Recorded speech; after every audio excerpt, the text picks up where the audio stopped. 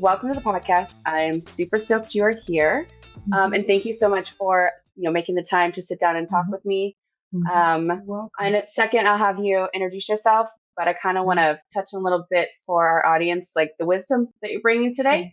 Okay. Okay. You are a teacher, but you always Mhm, have a history of advocacy work, mhm. and you really have a passion for the way in which we construct and actualize the way we teach, especially in Exactly. higher education. So I will turn it over to you, introduce yourself, and we'll go from there. Okay. My name is Dawn Gillom-Carter. Call me Professor Carter. I am the academic coordinator and associate professor at Prince George's Community College in Landover, Maryland. Um, I have been in the field of human services. I want to say from the first job that I ever had after out of high school was at Crime Victims Compensation. It was in the district government, Washington D.C. government, and I was working with victims of violent crime and we're getting them services. A lot of the people were what they call the underserved population. And I think that's when I developed my affinity for people. I didn't know it was going to snowball into this affinity for people from different walks of life, different populations. And my special expertise, I would say, was in disability services. So how did that, I guess, translate, or um, you know, Hmm. what were the steps or like the experiences you Hmm. had that kind of brought you into a different Hmm. Hmm. set of work with a different population? So I'll start with my early grade school education. I went to Catholic school. Catholic school, you're a little sheltered. My first time in public school was in high school, the ninth grade. And I remember that there was a young lady in my grade. She was like 10th grade, and she was in a wheelchair. And her apparently it had been a pretty tragic fire in the District of Columbia. I think it was back like in '86 or something. And I always saw her. She was really smart. At that time, buildings weren't barrier free. She had disabled accommodations, but it wasn't barrier free. And she used to sit in the front. And my heart always went out to her. And I was only like 15, didn't really have a lot of friends, a social circle. So I believe in retrospect, as I do introspection, that I kind of felt empathy for her before I even knew what empathy was. Then in my own life, I have people in my family that have disabilities.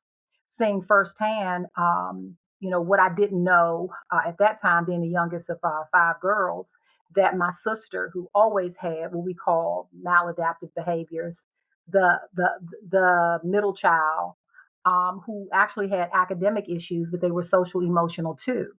And then having family members that I love, I decided to turn what began as empathy as a 15-year-old, then my affinity for people and wanting to help people, and then seeing the injustices that happen when people are from marginalized communities. And I'm really specifically talking about this disability community too, which transcends race. People not understanding how to communicate with them. That made me want to say, this is my area, and wanting to become a change agent. And a change agent, by definition, my definition would be an agent for change. You see something that's not happening according to the way you think it should happen, be it or legally or systematically, and you come in, you develop your plan, and you become a change agent where you change that system. If you can't, you can influence the system in any way. And that's kind of been my passion when I learned the skills, how to successfully advocate for people. Not saying that typically developing people I don't care about, I do. Um, but I just really have an affinity for knocking down the walls and coming close to the halls of justice for people with special needs, all types, whether you're physically challenged, behaviorally challenged, intellectually challenged, and emotionally challenged. And that started with me having to understand my own emotional intelligence and how, when you think about emotional intelligence, how I know there are Montessori schools in our area, and I thought it was beautiful that they're teaching children that are like 5 and 6 how to understand emotional intelligence and to actually be able to articulate a definition of emotional intelligence. And for me, understanding my own emotional intelligence, coupled with learning how to advocate for people with the correct skills, the correct language, and the correct education to be acknowledged, as a leader. That's kind of how it started for me. The emotional intelligence part Mm. is uh, astounding, at the Mhm. least. How does that tie into the advocacy work that you've experienced and continue to do, as far as successful advocacy for others? Mhm. So I think when I think about emotional intelligence, it's like be true to thine own self. Say that little proverb. And introspection for me, especially when you're dealing with people of marginalized communities. And I'm going to say the disabilities community. And I love that community because it transcends race, creed, culture. Um, for me to manage my emotional intelligence, in the beginning, I used to get so emotional. And I used to go and before I would go and advocate, or if it would be a due process hearing with special education, I would literally have to cry. Members of my family say I was a crybaby. They would never even imagine me doing what I'm doing. So, in getting in touch with my emotional intelligence, is understanding that you can't just remove your emotions. Just like at certain workplaces, they'll say you leave your baggage at the door. Well, if we were robotic or cyborgs, we would be able to leave our baggage at the door. Is how to appropriately understand yourself and how to put it in context with your emotions. And remember, emotions don't have intellect. You get good news, you're very happy. 2 seconds later, you get bad news, you're very sad. And being a woman, we have other challenges that regulate our emotions that we have no control over, like hormones. So for me, it was understanding when I'm in a good space, how can I successfully advocate for this person? And so the pillars of emotional intelligence is being true to thine own self and actually looking and saying, when I'm speaking, am I feeling like this? And not letting my emotions get the best of me and taking away from the situation at hand. We know that when we're dealing with human beings that it's always emotional, especially when you feel like they're not getting what they deserve. But for me, I have to be centered. I have to understand that behind this person is a story. Behind the person that I'm talking to about this particular person, there is a story. So I try to take everything into consideration. I use my senses. And, I don't get it right every time, but I understand that everything is not a fight. A lot of times it's about communication. And one of the things in emotional intelligence is not being able to communicate effectively, you know? And that's what I've learned about myself is how to be an effective communicator and get across the argument that I'm trying to have about getting this person services. It is a subject area that we're Hmm. all aware of as professionals. Hmm. And, I'm glad to see that even in, just across the spectrum of professionalism, there is Hmm. this step away from leave your baggage at the door because Yes. we're seeing that that doesn't work. You talk about, being able to kind of become the witness of your own emotional, reactions and feelings. And while in the midst of providing and working with others, is it something in the context of compartmentalizing, or is it bearing witness to what you're feeling, but also allowing your intellect to assign those emotions to the proper time and place? Exactly, and it comes with trial and error. It comes with those emotions not being assigned the appropriate place, and I think that I've learned from that, and in learning how to manage my emotions, I think about stress relievers for me, and I think about before I'm going to if I'm going to talk to someone or if I'm going to speak somewhere, and I really look and I try to say, okay, today what's going on in the world in my world. And one of the ways that I alleviate stress is I make a list. I'm not a big list person, but I make a list and I think about the 5 things that are most important for me to do that particular day. And then when I make this list of the 5 things that I have to do for that day, I then analyze and say, how much emotional energy do I have to give to these 5 things?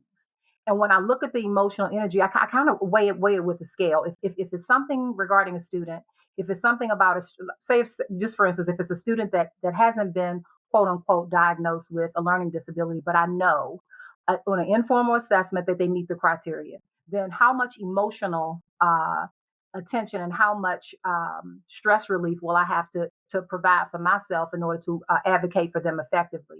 I just use a lot of empathy for the person, and I actually empathize for myself, if you understand. And I try to diffuse I try to avoid conflict, not being conflict avoidant, but I want to diffuse it if I see it coming. I think what we see within ourselves is an avoidance of that particular process because Hmm. there's often shame involved, which can be tied back to the hyper individualistic kind of society we Yes. live in. But Hmm. I kind of digress. It's profound and very refreshing to hear what you've taken on that challenge because Hmm. you understand that it really has an impact on how successful you are. If we don't recognize that how we feel inside and the way we relate to other people's problems, if we Hmm. don't pay attention and give the space for Yes. others to express their stories, Yes. then we're immediately halting our ability to, even if we disagree, Hmm. to do our jobs. How did you come into being a teacher and, Hmm.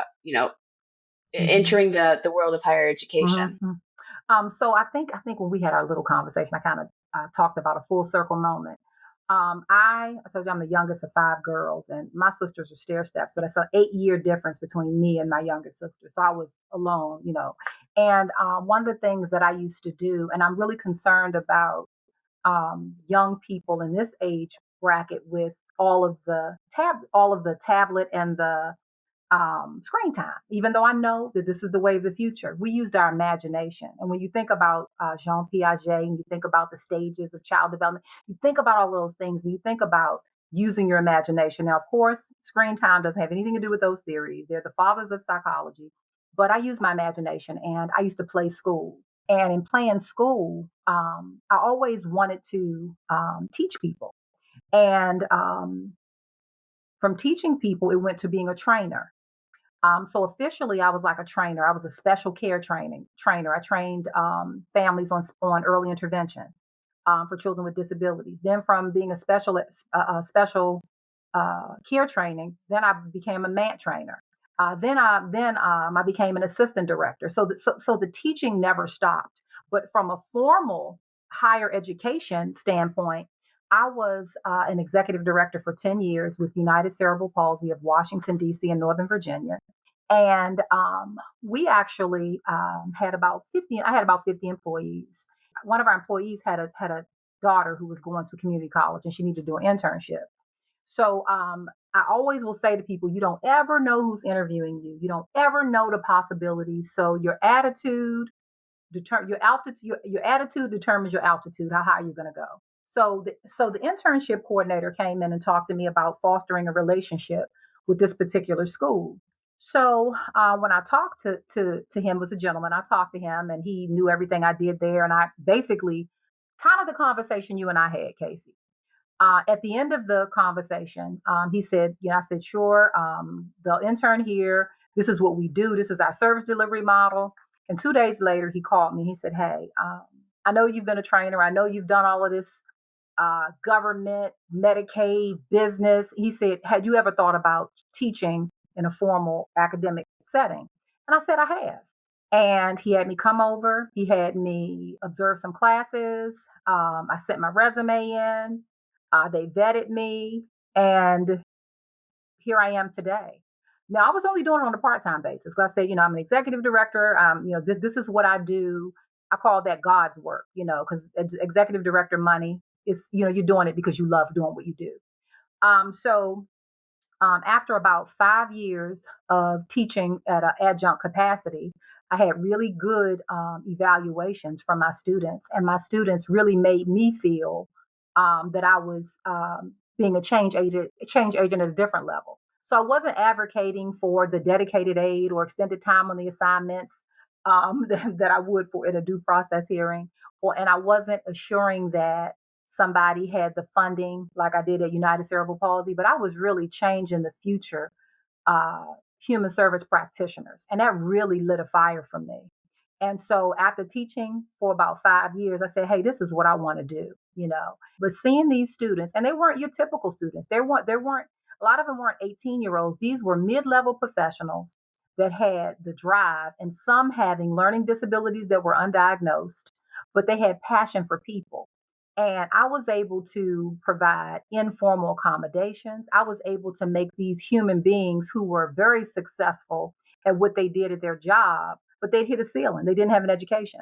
So for some of them, I was able to, give them a level of provide them with a level of esteem that I don't even think that they thought that they would ever have.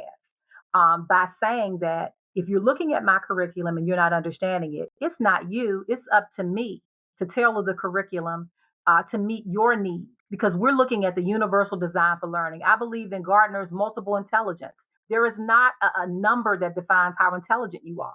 It's about your adaptability to change, your adaptability to problem solve. So that's how I got to the place where I am an academic professor because I gave an opportunity to some interns, and I had an informal interview with an intern coordinator who I didn't even know was interviewing me. When he gave me the opportunity, I jumped on it, and so this is where I am. Do Mhm. you see that in the work that you did then and now as a teacher that you are, I guess, articulating and helping your students understand their own emotional intelligence? Oh And, my gosh, yes. yeah, I'm yeah. sorry. Do you have an example of that by chance? Whether it's my psychology class or my human services class, I always do a check-in with all of my students every day before class for the whole semester. When I talk to them in the beginning and I talk about introspection, everybody wants to feel like someone cares. And I know whether it's the 4 year or the 2 year, people are people, they don't have to care your number. In order for me to get the best out of a student, I need to connect with them on a personal level. On a personal level, understanding how they're surviving, where they are, doing check-ins. I want them to understand about when I explain the tenets of emotional intelligence. I begin talking to them about self-awareness, empathy, motivation, self-regulation, and social skills. And my contract, my verbal contract with them is that if you can embrace these tenets of emotional intelligence, and it's not going to be easy, that all you have to do is show up, and I'll take it from there, as far as your education is concerned.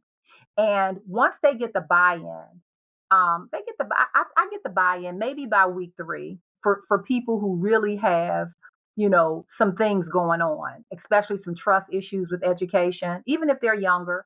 But I typically get the buy-in in 3 weeks, which is why my numbers typically look good as far as people getting it. With our course objectives, if some professors may say, give me a 5-page paper, that 5-page paper doesn't really turn me on. I want you to be able to articulate what's in that paper. I want you to be able to articulate it verbally. I want you to be able to give me examples, real life situations. And that's what makes me feel good because the 5-page paper, yeah, I do have my students do papers too, but that doesn't determine whether you know how to MLS cite. It used to be APA in my day. The citations, the references, that matters in academia. But I want to know that I'm leaving you and planting a seed, leaving you with resources and planting a seed so you can just take it to the next level. Brilliant. So brilliant. Mhm.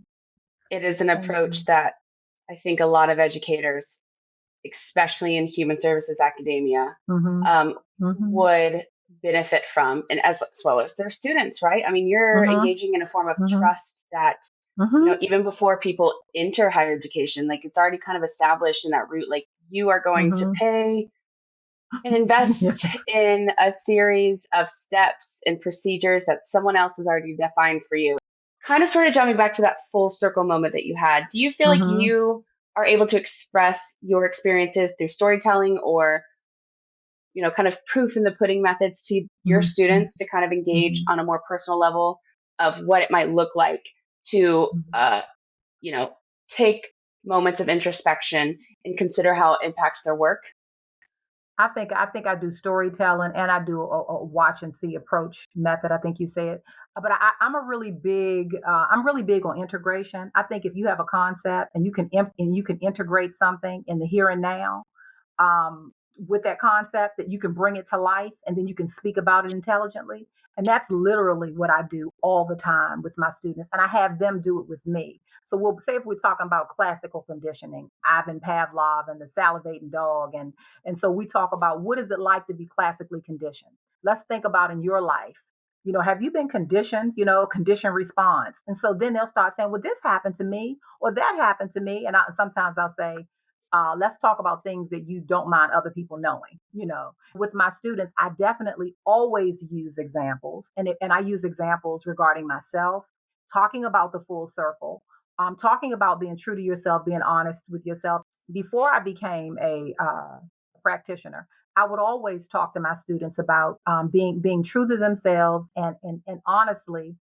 When they're looking at their life and they're deciding what do I want to do, to really look and see where you're going to make the most impact. People use that word impact, and it can mean different things to different people. But where are you going to make the impact? Where are you going to touch the most lives? And you can't put a dollar amount on it. And that's what I try to say. I know we're in a capitalistic country that I love, but I don't want people just to think that, oh, I've got to make the money. It's about how are you going to make the impact? Where are you going to meet people where they are? And that's the other thing I want to talk about when I am with my students. I have to meet every student where they are.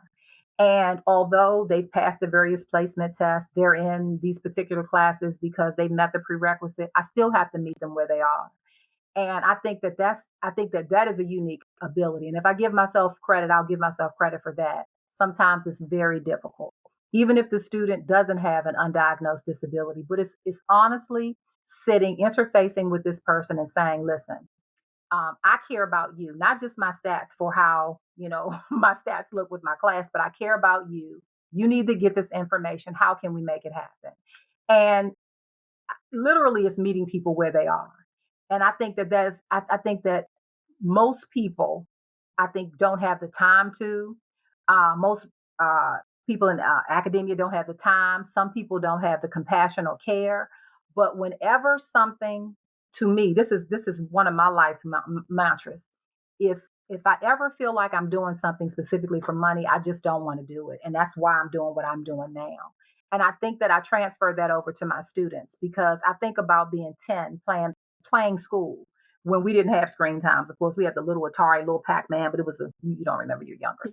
But being so fulfilled, and those are those moments I have being so fulfilled. We had a huge bathroom. I know it sounds crazy, but in that bathroom, having all of the papers on the vanities and just talking to my students. And when I think about today, that is priceless. And I'm just fortunate to be able to have lived to be able to see that full circle moment and to be able to share it with people and to know that it's going to be hurdles. It's not going. Your full circle moment doesn't come the moment that you turn your tassel. You might have to turn your tassel 2 other times, But this is what makes me feel complete. And then it's about alignment. And I didn't understand about alignment. I didn't understand about alignment till literally about 3 years ago, about how things can fall into alignment. It starts with emotional intelligence and self-regulation and being true to yourself and introspection. Introspection is very scary. Anybody who says that they can just look at themselves, oh, I'm fine. No, it's very difficult. But it's about alignment. And when my students leave me, you can always tell if you got a good class if you have face-to-face class, when the class is over and everybody's still sitting there. And I always laugh if everybody, or even if I'm doing virtual and I'm like, okay, it's time to go. And everybody's like, and I know that they're captivated. And it's not just because of the subject matter. It's because they matter to me and they know they matter to me. And that's the whole purpose. Special thanks to our guest, Professor Carter. Don't miss part 2 of our conversation premiering Tuesday, March 19th. For everything Roundtable Discussions podcast, hit the subscribe button and be sure to follow us on all our social media platforms. Thanks for watching and supporting the podcast.